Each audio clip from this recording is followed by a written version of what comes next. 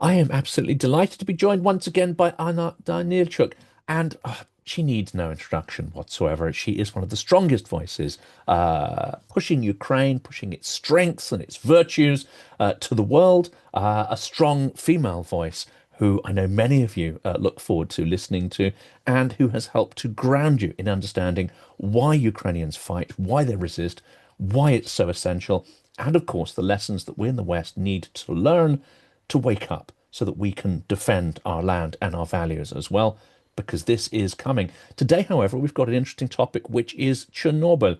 Before we get into that, though, I wanted to give you a quick reminder about the fundraiser we've got on for Khartiia. We are crowdsourcing for vampire drones. I know some of you are a little squeamish about that and prefer to get cars and whatever, and not such overt instruments to delete the invader, but it is an essential thing. So if you're not squeamish, please do give. It's incredibly important to liberate all Ukrainian lands. Anna, welcome. Thank you so much. And do support the fundraisers. Don't be kind to Russians because they always have a choice. They can return back home to Russia, clean their problems there instead of invading a free country. Everyone can save their lives by simply retreating back. And I'm very happy to be with you and your amazing community. And when you were introducing me so beautifully, I actually wanted to add that I'm also a representative of what is known here in Ukraine as the Chernobyl generation. Not the best description, but people around my age, people who were born just before or after the Chernobyl disaster, were often informally referred to as Chernobylцы or the Chernobyl generation, which means we are a generation affected by this disaster because we were kids and a lot of our school extracurricular routine was somehow involved with specific checkups or some additional perks just because we experienced that. And now we start shaping the understanding of this Chernobyl generation that actually went through too many things, not just physically, but actually from this like political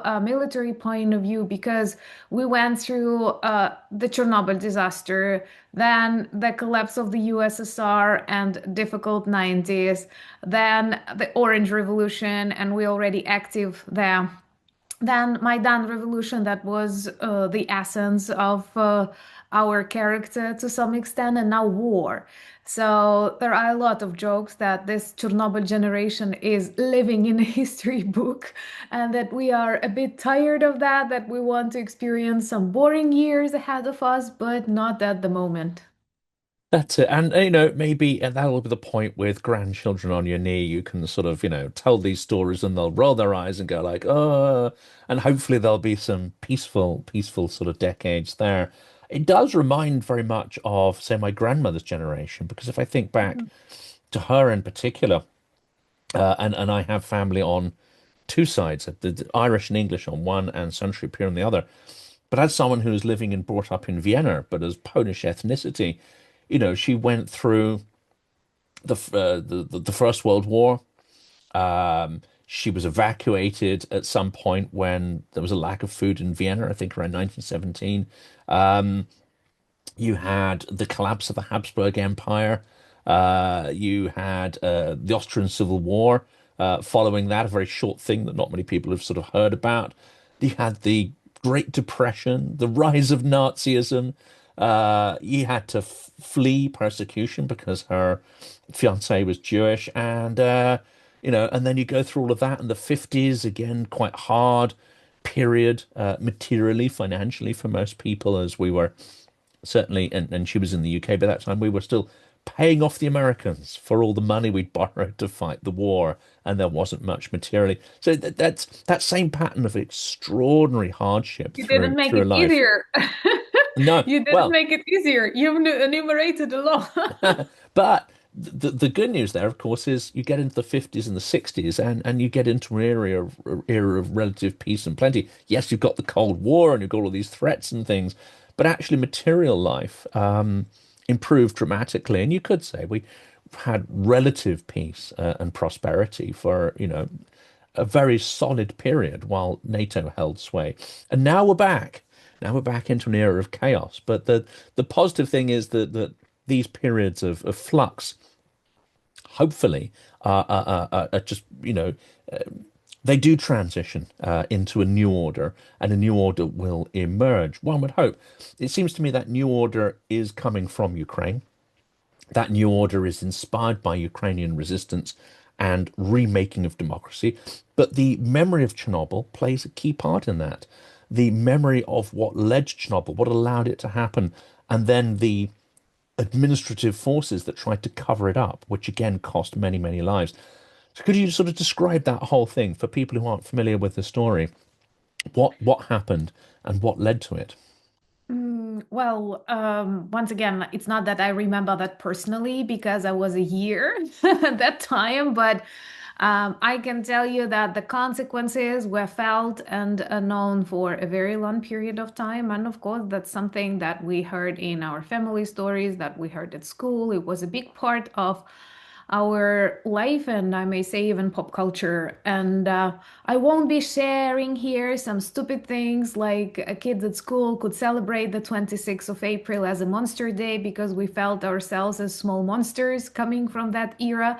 But that's just because children sometimes do not understand the abyss of the problem they went through. Maybe it's a kind of a coping mechanism, and we were talking about animals that live in that Chernobyl zone. Maybe chupacabras exist there, maybe something like that. But in reality, it was the worst possible propaganda experiment on people. I mean the consequences, because everyone understands that unfortunately technological catastrophes can take place literally everywhere in the world. And of course, in some countries like the USSR, they were more likely because of negligence and poverty that became very widespread in the 80s, but still, and arrogance because they always believe they have control over everything. But after such disaster happens, perhaps the most important thing is to take proper actions. And first of all, to take care of people who live close to the epicenter and to provide all the necessary information, not only within the country or region, but also share it with other countries that might potentially be influenced by radioactive clouds, rains, and so on. And in the Soviet Union, in Moscow, they decided to cover up this problem. And they did it for a very long period of time that was critical for the protection and survival of many thousands of people. And that is exactly what I and millions of Ukrainians and people around the world blame them for. Once again, not a catastrophe that is, of course, bad. There were some people responsible. There were some things badly done. Many believe that the nuclear power plant itself was constructed extremely quickly according to the Soviet standards to show off instead of taking good care of all the elements, structures, and so on. This is one problem. But another problem after it happened, once again, it was, if I'm not mistaken, the Swedish researchers who caught higher levels of radiation and started spreading the word, demanding comments. And for a week almost, the Kremlin kept saying everything is fine. And actually, as we commemorate this 40th anniversary of Chernobyl disaster, there were tons of videos all over Ukrainian television and a lot of preserved videos of Gorbachev, then the leader of the USSR, other people responsible for emergency situations, openly saying that everything is fine, and this evil Western propaganda wants to describe it as a huge disaster. And they were sharing photos of people in Chernobyl, I don't know, eating ice cream, walking on parades, trying to say that nothing is happening, it's just evil Western propaganda. And only after almost a week, they began reacting when it was the danger of a second explosion, and there were plans for the evacuation of Kyiv, the capital of Ukraine. And a lot of people received their doses of radiation just because Moscow decided to cover up the truth. And also, there are lots of documentaries that show people cleaning the territory, people fighting fire. And of course, these people are heroes. Most of them did not survive. a short period after they were exposed to such levels of radiation, but the Soviet Union decided to turn it into a propaganda again. And there are tons of videos speaking about the heroism of these people, which is true, but not talking about the disaster behind it, not caring about like their future, their families, nature, or something. And you will see tons of footages from Chernobyl in April 1986, and they are mostly like super optimistic, saying like, look at these faces, they stand against the fire and so on. Like, it's just a propaganda movie, when in reality this is the worst human-made disaster in a century.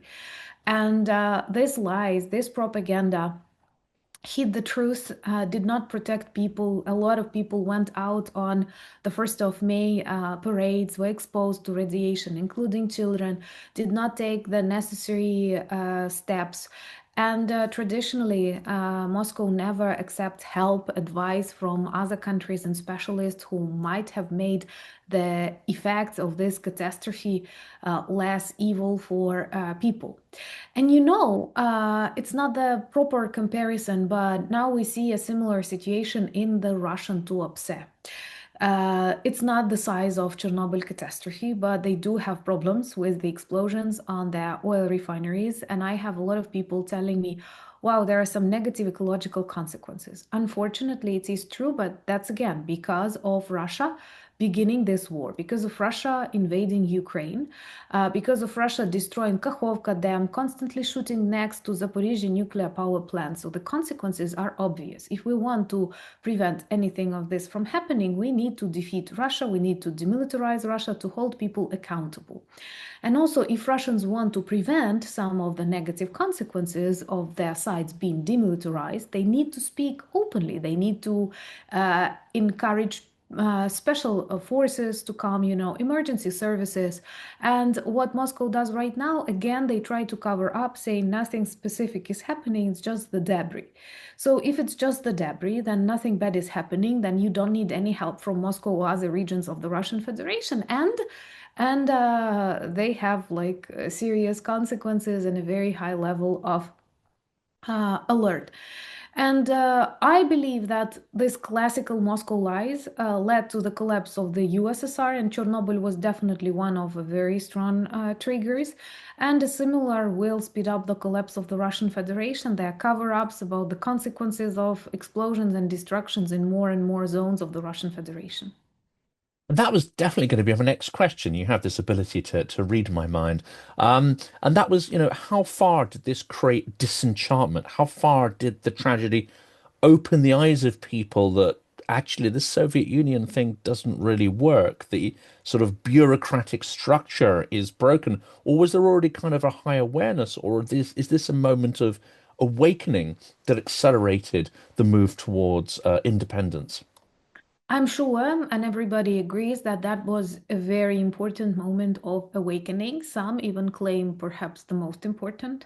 Because, Jonathan, we all know that every country has this percent of active population, citizens, real citizens, who are very much into different political processes, who show up on every election, who ask questions, choose to be opposition or support the leader. But this percentage is always quite low in comparison to the rest of the population, who prefer to be apolitical, enjoy picnics, live their simple lives. In Russia, this is a huge segment. In some countries that have strong traditions of like protest and democratic culture, like the United Kingdom, like France, and like Ukraine, I may say, this percentage is higher. And some scientists say if it's like 15, 20, you are already safe. It means there is a huge amount of people prepared to take responsibility for the country. In the Soviet Union, in Russia, there were way more apolitical people. In Russia, they still keep describing themselves as small people, маленькие люди, we cannot do anything. And they usually don't even watch the news, don't even read the newspapers, because like they don't want all of this negativity if they are not prepared to fight back. But when something huge happens, like now internet shutdowns in Russia that you cannot deny, you will feel it. And the same was about Chernobyl. it was a catastrophe no one could hide, unfortunately, because of its deadly consequences for thousands of people.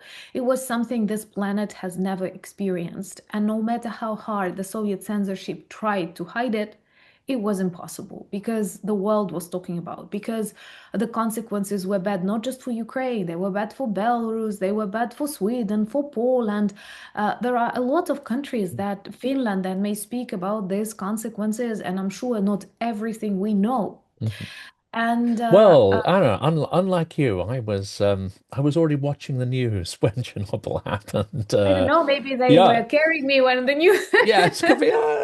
But I remember the news reports because there were farms in Wales where you have a very high concentration of rain, especially over hilly or mountainous areas, and the radioactive cesium and substances accumulate in grass, and then of course the sheep, the cows eat the grass, and for a while I believe there was a sort of moratorium on meat in certain areas of Wales. And if you think the geographic distance, it affected the whole of Europe in extraordinary ways.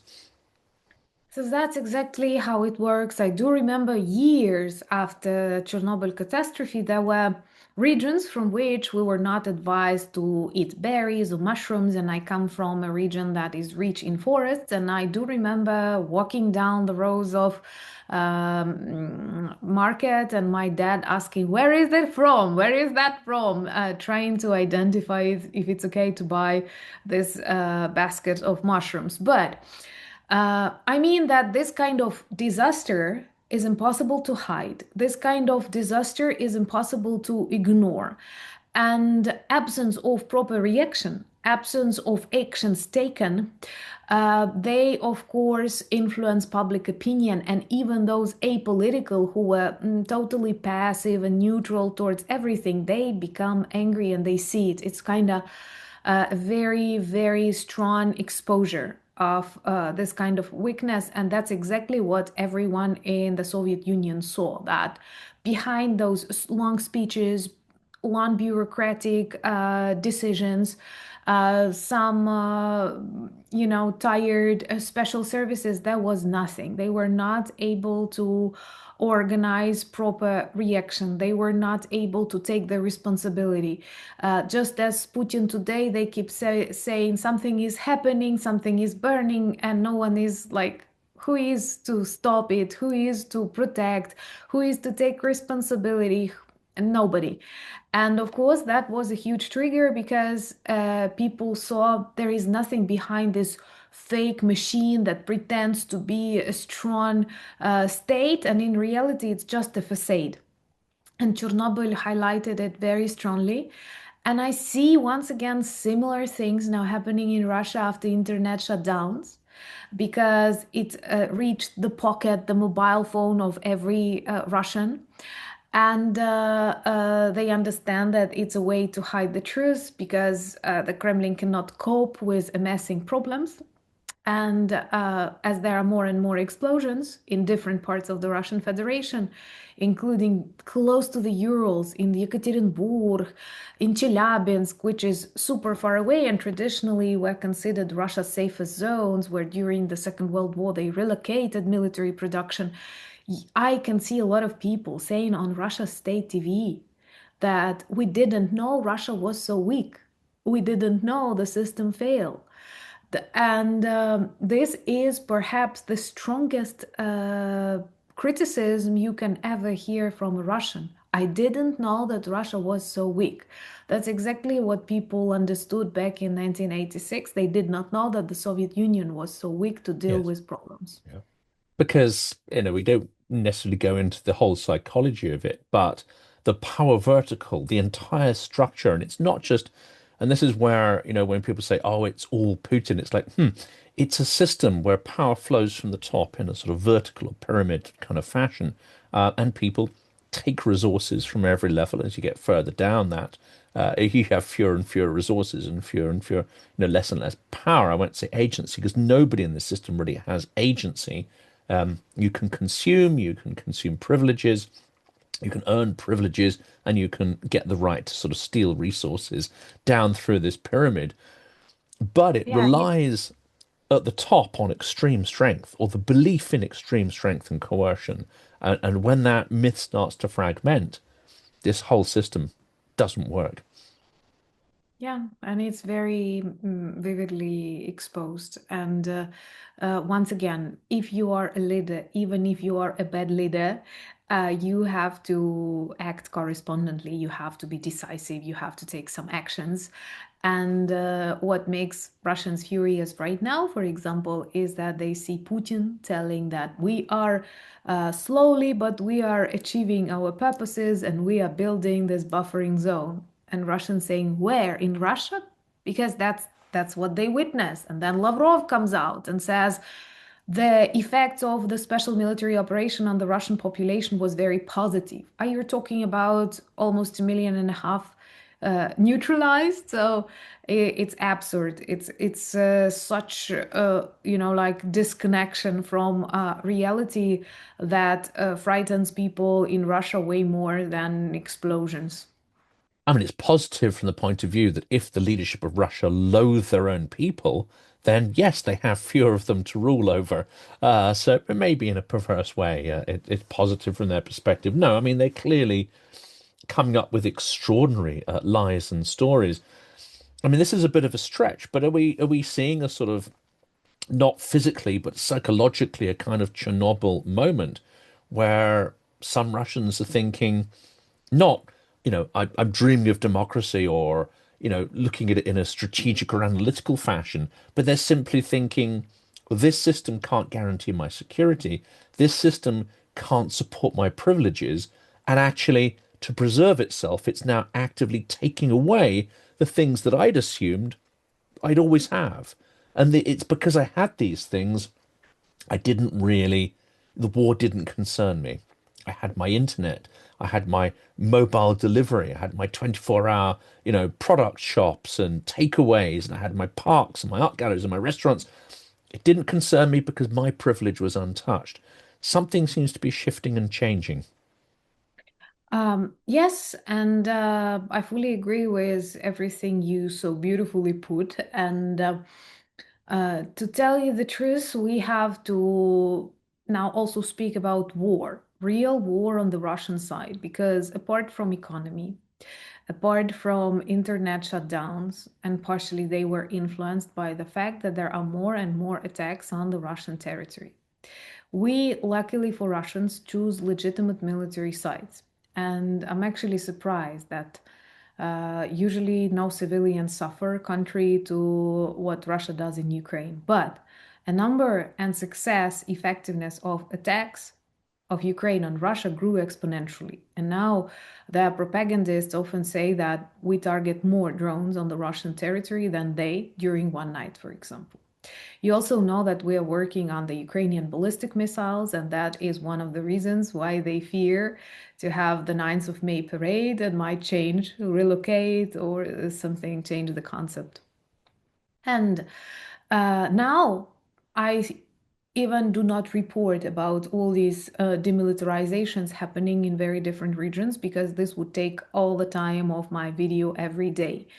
And beautiful operations destroying oil export terminals when Trump lifted sanctions and wanted to open Putin a window of opportunity. We closed that window and closed it loud. And all of these locations, they burn really picturesquely, and people see that despite internet shutdowns in the 21st century, people can find how to get access. They started buying VPNs, and it's more expensive, it's more difficult, but they do have access to internet and they see what is happening. And now whole Russia is watching what's happening in the temporarily occupied territories that we keep liberating, because every night something is destroyed of Russian military arsenal in Crimea. What is happening in Tuapse, Primorsk, Ust-Luga, Novorossiysk? What is happening in Ural region? What is happening in Chelyabinsk, Yekaterinburg, now Oryol, Pskov? More things to discuss, and there are more. Kaluga, and it's Yeah, I've there are got a more little and more. mental map. These are all. I haven't visited all these places, but these are You these would are heart. places I have a mental map of, and I've been to a few of them, and it's like, you know. Ooh. It's like a tourist ticking things off, I've been here, I've been here. I'm like, all right, how many Hot places have I tours, you know, visited and like now bombed? Yeah. hot tours. Yeah. Uh, so it's now real, and Yeah. once again, we don't target civilian sites as they do in Ukraine. But when something explodes on the suburbs of your city, you can hear it, you can smell it, you can sense it. You see Ukrainian drones flying unstoppable. You see your own air defense failing or shooting buildings as it happens sometimes. Why? Because Russia was totally unprepared to defend itself. I cannot say we were fully prepared to defend ourselves back in 2022. You saw that, but we mobilized very quickly and we have active civil society, and the percent of those ready to take responsibility is very high. And what we observe in Russia is this like super depressive reaction. Tons of whining people who keep saying, when will it end? The moment you retreat from Ukraine, it is that simple. It's so simple. If you want to stop it, stop doing that to us. We did not invade you, you invaded us. It's on your side to stop it. But I'm sorry, we need to protect ourselves. And the best way to protect ourselves is to destroy Russia's military potential. And now we see a lot of these people literally crying and saying, like, that's the real war. I could hear explosions. We saw a drone flying from my bedroom window. It flew in the direction of an oil refinery or something. And they come to realize it's happening and they understand that Putin does not do anything. Or perhaps more importantly, Putin cannot do anything. And the fact that he keeps lying on TV or keeps hiding, he disappears more and more from TV channels or elsewhere, is also a sign that they can read, they understand. He has no control over the situation. He brought this war to Russia. He promised more security. And in 2022, nothing exploded on the Russian side. So, of course, real explosions, real drones make them frightened. They sense this war. And as Sternenko, a famous Ukrainian YouTuber and also activist and volunteers, keep saying, the more drones come to Russia, the more Russians do not want war. And that's true because when they feel it, when they taste it, they don't like it. That's the only way to explain to them because otherwise they keep cheering for more war crimes on the Ukrainian territory. I think we talked And about this in our very first conversation, which is how do you deal with a gopnik? You punch them. You punch them until they feel it, until they realize that yeah, it hurts. I'm sure you've seen with like these explosions and destructions in Tuapse and people frightened and people saying nobody cares about us. That is about Putin. We didn't know the system failed. That is about Putin. We didn't know Russia was so weak. Oh my God, the Russians who just love talking about their greatness say we didn't know Russia was so weak. That's beautiful. That's very like illustrative. But there are also tons of videos that are shared by some YouTubers that were filmed back in 2022 when Tuapse in March, right, weeks after the full-scale invasion, when people were massacred in Bucha, when Mariupol was bombed, they had huge rallies, all covered with this special military operation signs and symbols, driving their cars, making lots of noise and saying, we stand with our soldiers in Ukraine, show them. And now, 4 years later, a totally different attitude, a totally different picture. And it's so interesting, like to compare these videos. I think it's the best education in the world. It's the definition of FAFO, to use one of those NAFO memes, fuck about and find out. Um, and they're very telling. Unfortunately, people don't pay attention. It's not just Russians. And this is the theme I wanted to come to. I think it's interesting to me that part of Ukraine's renaissance, political renaissance, came from Chernobyl, this absolutely visceral event that you cannot ignore, this huge physical shock and societal shock, which also then highlights or shines a kind of X-ray into the things that are broken in society. It seems, and I'm not saying, other events wouldn't have happened without that. I think, Ukraine almost certainly had, enough, cultural and political vitality to probably have the revolutions it had anyway. But Russia needs this physical shock. And I'm not saying it's going to lead to democracy or the same processes, but it just needs that shock to create the realization that something is wrong. Something is badly, badly wrong, and get them to think a little bit about it.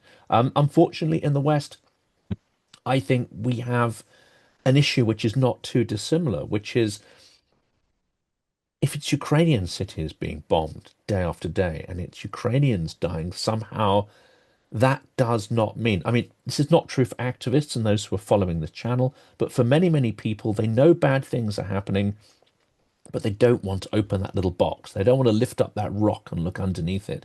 They don't want to bring gloom into their lives, or maybe they've got their own problems they have to deal with. It's not until the drones drop on your head. It's not until someone forces you and say, like, open your eyes and pay attention to this.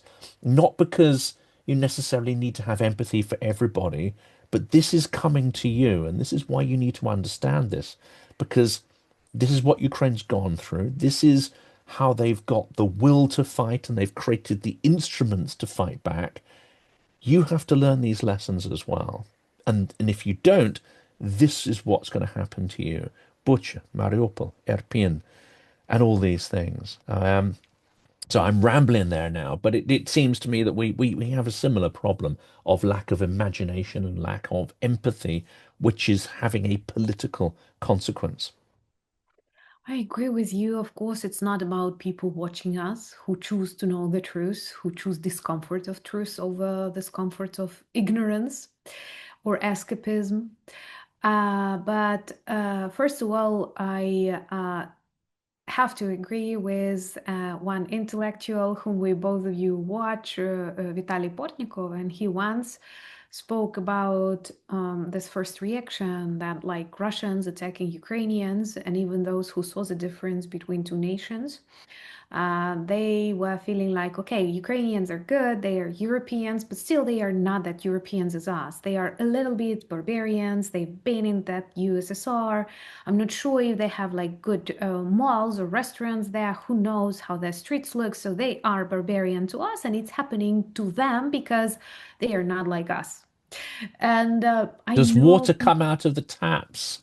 Do they yeah. have genes? You know, these kind Yeah, of and then when they come ridiculous and see questions. that Yeah. it looks way better than many Central European countries, let's say, they become a little bit angry because this destroys their myths. I've been in the situations like that when they go, "Hey, you're Ukrainian, but you've read that book, but you've tried that wine, but you know that thing, but you've been to that country. How come?"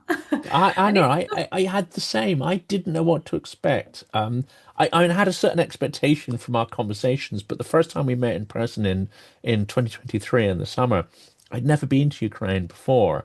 Um, And you know, when you start the journey in Przemysl, uh, actually it's quite a rundown town. Many of the old buildings look in a really sort of quite a bad state. You know, it looks quite Soviet. And it was raining, and I went to a little cafe which had tiled walls, and it had the old style kind of Soviet cup with a little metal holder in it.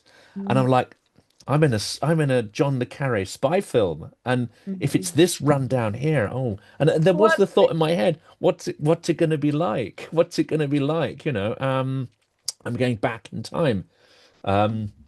Obviously, having spent a lot of the 90s in Russia, I had an impression, very clear impression of what post-Soviet rundown places look like, places without vitality. Well, But that's not Lviv, that's not Ukraine. It just the yeah. impression was so different. It's just like, for example, I've been a couple of times and I love south of France. It's beautiful. We've talked about Roman heritage. But those cafes on the streets and plates, they always seemed so dirty for me. I never associated with the nation, but it's way different in Ukraine. And I would like think, how do I drink of it? How do I eat of it? And I mean, it's not okay to like when everything stands on the street and they don't clean it for you, they don't bring it for you. It's all the time on the streets and you just sit and eat of it. So it's not the way we do here. And I mean that some people had these stereotypes or still have stereotypes that it's happening to us just because we are different, we are more barbarian, and that's why we're fighting like crazy. We did not choose diplomacy. But oh my God, it's not. And those nations who've been once under Moscow, under Soviet Union, they understand and they stand firm with us. And I think two options are possible for such evil neutrality observation mode is that either uh, in case of danger, these nations will also have wars or they will simply surrender. And I will not enumerate a number of countries that surrendered during the Second World War, hoping this will preserve lives. And here we come to the worst conclusion. It does not. And what many do not understand is by giving up people and territories to Russia, we assign their death sentence. Because life is impossible on these temporarily occupied territories. They are not suitable for life. They are destroyed. There is police, there are filtration camps, and people like me do not survive. If they did not manage to escape, they are killed en masse. The only difference is you don't know about that. That is the only comfort the situation offers. So this lack of, like understanding and vision is a big problem. Or the thing, or the decision like, okay, I live in Portugal. I have a lot of good supporters from Portugal, but let's say I live in Portugal. Russia will never reach Portugal. They are right. No soldiers. But they can spoil your life. They can influence you economically. They can influence your logistics. They can influence your, I don't know, trade routes situation. They can fire some confrontation inside, cultural, political, immigrational. They can cause you a lot of troubles and make your life unbearable because of their Russian influence without direct interference. Same as they can attack some of former Soviet countries or communist countries of this Eastern Bloc, let's say Poland or some of the Baltics, not with their troops or tanks, but with their drones or missiles, destroying energy grids, targeting airports, and then not occupying, but creating political tension and saying that this new candidate, you have to choose a new president or a new prime minister because this one knows how to talk with the Kremlin. This one will stop this war and hybrid attacks. And then we'll install a pro-Russian puppet who will later rewrite, exit the NATO, rewrite your constitutions or so on. I'm not saying that people are not open to, because they still measure the world by the books of Remarque, Second World War, NATO is strong, Russia only needs Ukraine. No, it is all BS. And when returning back to the topic of Chernobyl, and you said that it might have been this push for Ukraine's independence, again, I will agree with you, and I will tell you another big difference that is crucial between Ukraine and Russia. We love taking responsibility. And if nobody's taking responsibility in Ukraine, I mean, from government, from ministries, from local authorities, what happens? People take responsibilities. That is the reason for two of our revolutions. That is the reason for our volunteering movement, which did save Ukraine in 2014. We did not have real army then. We did not have real army. It's all made of volunteers. I'm not just talking about people delivering things, but I'm also talking about people giving their time, lives, health to serve in the military when they did everything to avoid military service in peaceful times. There were jokes like people didn't like serving in the army when it was Soviet style army and you'd simply lose a year doing nothing or building dacha for someone. It was very wrong service. And then when a lot of people volunteered to those conscription offices, there were even jokes. How do you make Ukrainians like recruit to army? They never join it in peaceful times, but they are all in when the real war is happening. When in other countries, it's vice versa. You may have people in the army serving when there is no danger. And now there are tons of reports of different NATO countries where their soldiers retire, quit because they sense, a big war in the air. So we are prepared to take responsibility. And Russians, when now they experience war, they start whining, they start complaining, they feel desperate. And Ukrainians, simply do the job. So I believe our leaders back in the end of 80s, in the 90s, felt there are no protection from Moscow, there are no decisions from Moscow, there are no real actions, and that's why should we listen to them anymore? We should take the responsibility then. It's difficult, but we are here to lead and control. And that's the only option. And we keep living according to this standards. And that is why we keep defeating Russia, destroying their plans, because their plans are built on the understanding of obedient people who cannot take responsibility for themselves. That's it. That's it. And who seek to protect what privileges they've got, but not really fight for anything broader and bigger, which is, universal rights, things that other people can benefit, not just that bring you a personal or familial kind of benefit. And this is, I think, the big transition. And it struck me, it's seeing, the ruined empire in the 90s, how clearly the effect of the Soviet Union, which was to destroy the concept of local identity, destroy the concept of strong community or any kind of organizations that weren't either completely, not just affiliated by the state, but controlled by the state.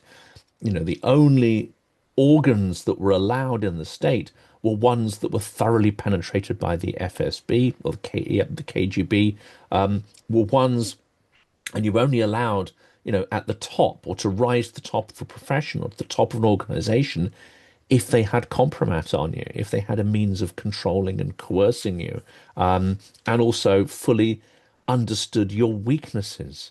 What is it that you have a weakness for? Is it alcohol?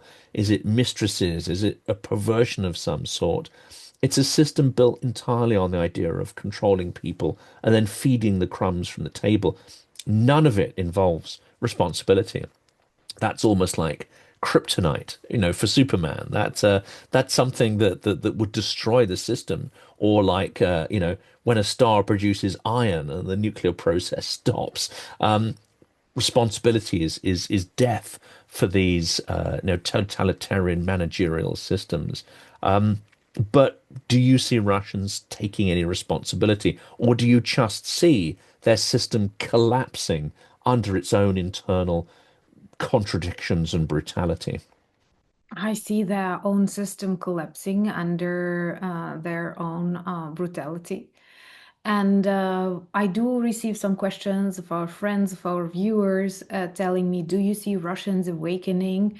And I cannot name this awakening because Russians are, I don't know, traumatized, or there is something internally wrong Isn't with them. Victoria Bonya awake? I mean, she's had a. I'm joking, I don't really. think It's it was not a really, no. political move. It's She not simply political. spoke what she felt. Indeed, she was never into politics, but the problem is that she spoke what others are talking about, and she reached this apolitical level of Russians. And these Yeah. apolitical Russians, they are, well, we may say awakening, meaning they see the truth now, and it's very difficult to hide from this truth. They understand. The thing is, they cannot act. And honestly, I do not believe in serious protests taking place in Russia. I mean, the one compared to Maidan in Ukraine, the Revolution of Dignity, when they take responsibility, some new civil leaders appear and they take down Putin's regime. But I think that a palace coup becomes more and more real with each day. And that is exactly what we may see in 2026. There are people around Putin who see the situation differently, who still pay attention to what is happening inside Russia, who are not that obsessed with Ukraine, who maybe realize they are chauvinists, they are imperialists.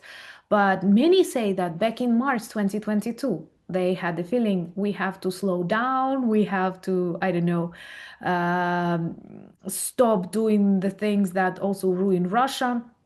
There are a lot of opponents on internet decisions because Putin knows nothing about internet. No, Putin feels he the doesn't use Tsar, it. It's and he quite thinks clear. it's Yeah. just like it's just like closing another newspaper or something. And that is why he cannot predict the consequences. And there are people around him, evil people, chauvinists, imperialists, mafia, but they understand the world and Yeah. they see that he destroys this support of even apolitical Russians. And I'm sure a lot of his colleagues are tired of him too during these 26 years, and they may see it as an opportunity for some change. And the more heated the population will be, the easier they will accept this change. And let's be honest, when Prigozhin had his march to the Kremlin, nobody tried to stop him. Prigozhin stopped himself after some conversations. We don't know what happened, but still, no governors, no regional forces, no Moscow forces. Putin was hiding. Everyone was observing. There were no comments from anyone.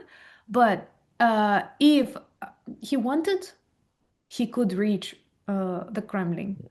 I honestly think if we like went all in and were too crazy to, I don't know, send a huge amount of Ukrainian soldiers directly to the Kremlin, I'm not sure someone would stop us. Yes. Yeah, no, I think they would Just that our wave them on priority. through, you know. You can imagine Yeah. the Gaishniki just standing by the road, just sort of, clearing the road and waving them through like a cortege.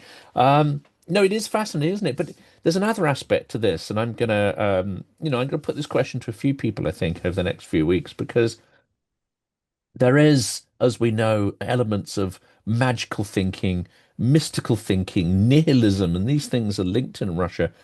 And even some of the people, because I do interviews with various people. And there's one in particular who's a writer, and even someone who is extraordinarily erudite and highly critical of actually every aspect of pretty much Russian history. Occasionally, this idea of magical thinking comes in.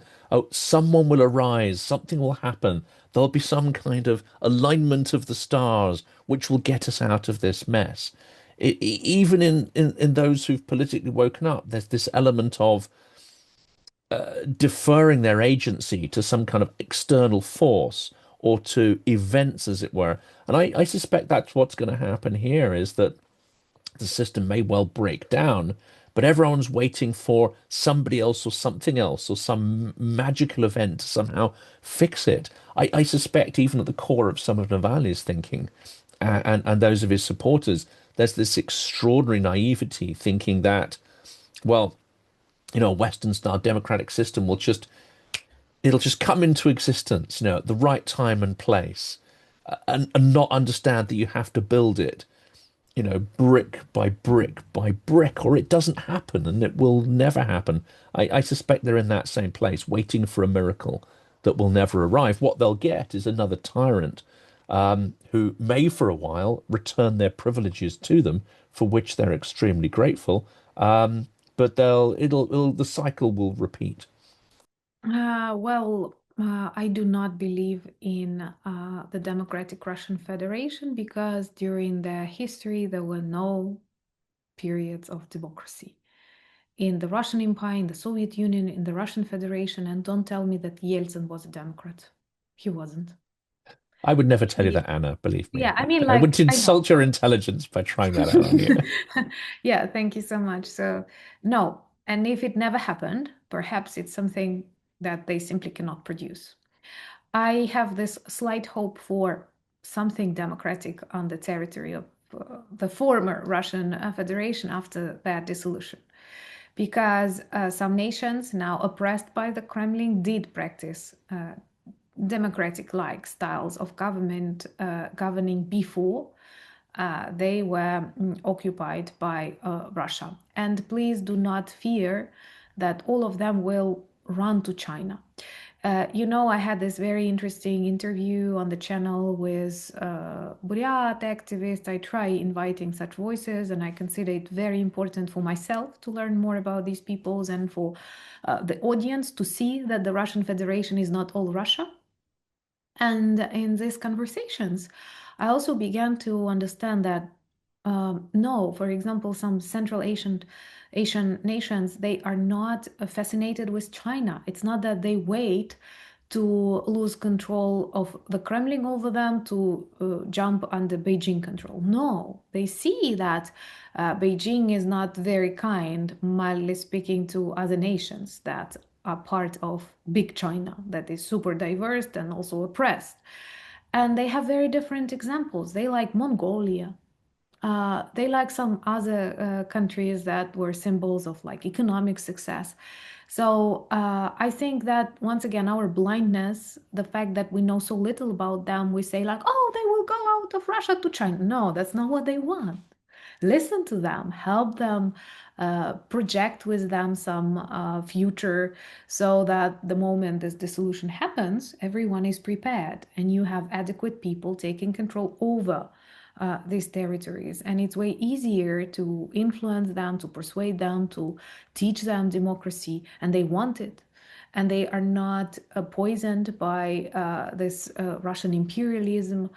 And it's actually perhaps the only option.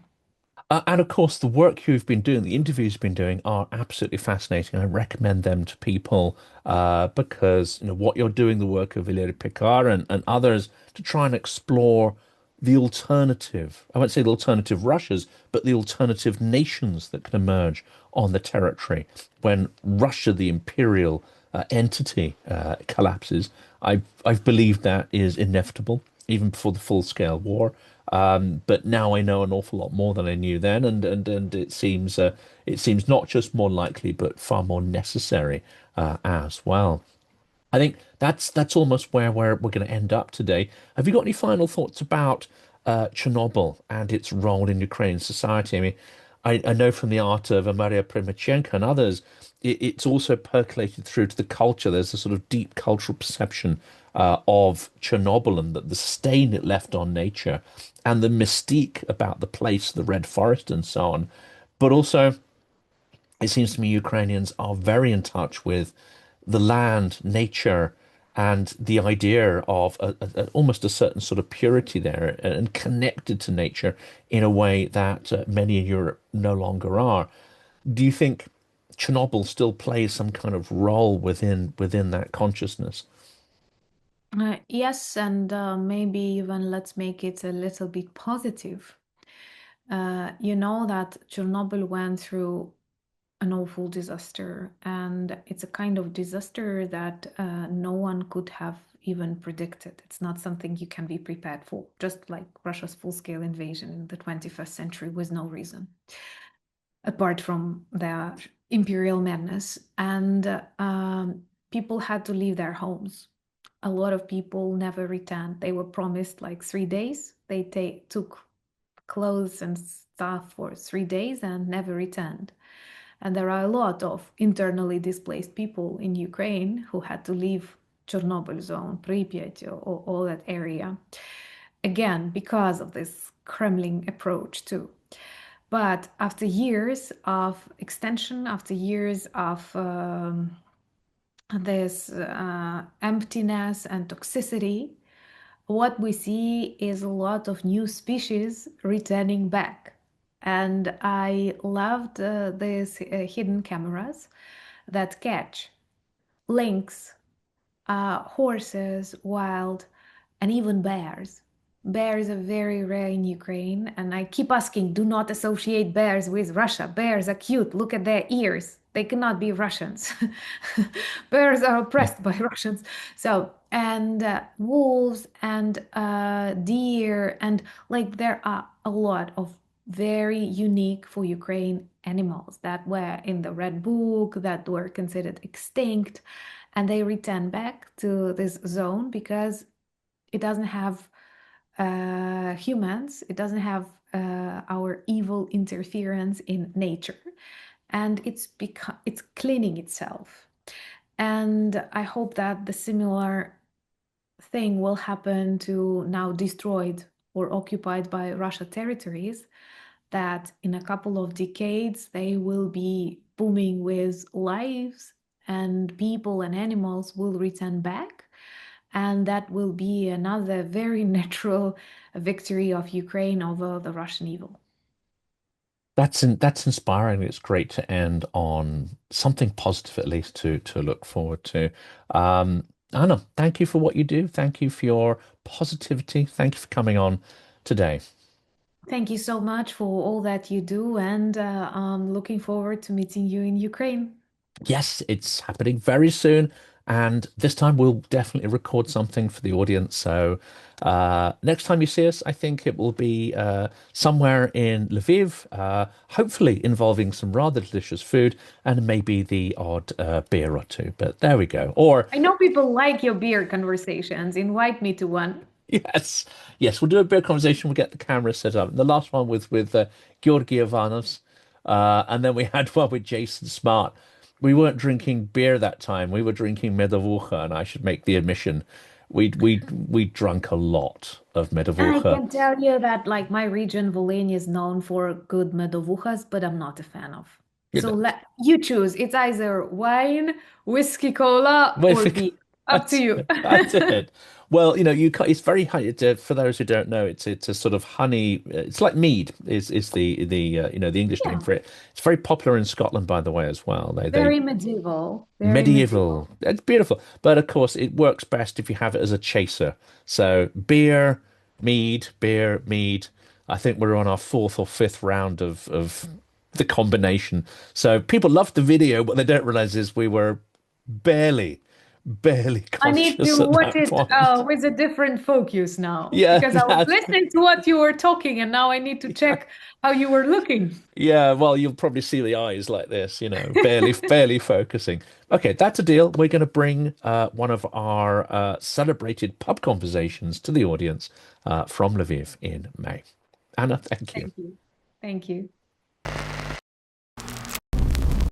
Let's unpack the book, The Dark Heart of Russia, because it helps to explain how we got to this point. It's edited by me, Jonathan Fink, the creator and host of the Silicon Curtain podcast. It's published this month by Gibson Square in London and is already available for order and delivery online, though officially the PR release will coincide with the Phantom Victory Day parade in Moscow on May the 9th. 30 interviews, 30 voices selected from over 1,000 interviews that have been conducted on this channel. And the lineup that we have put into this book reads like a who's who of the people Moscow would most like to silence. Bill Browder, Garry Kasparov, Fiona Hill, General David Petraeus, Peter Pomerantsev, Luke Harding, Mark Galeotti, Keir Giles, Anders Puck-Nielsen, Alexander Etkind, Yuri Felshtinsky, General Ben Hodges, and many, many more. And with a strong set of Ukrainian voices included, it could be no other way. Volodymyr Ermolenko, Alena Holoshka, Sasha Dozhik, Olga Takaryuk, and Alexander Romantsova, among several others. And the timing is not accidental. We are releasing this book precisely as the Kremlin's central myth, the myth of Russian victory, Russian strength, Russian inevitability, is being shredded in real time. Ukraine matters, and I think this book matters, and our support for Ukraine is the only way of stopping Russian imperialism from its eternal outward expansion and the destruction that it brings in its wake.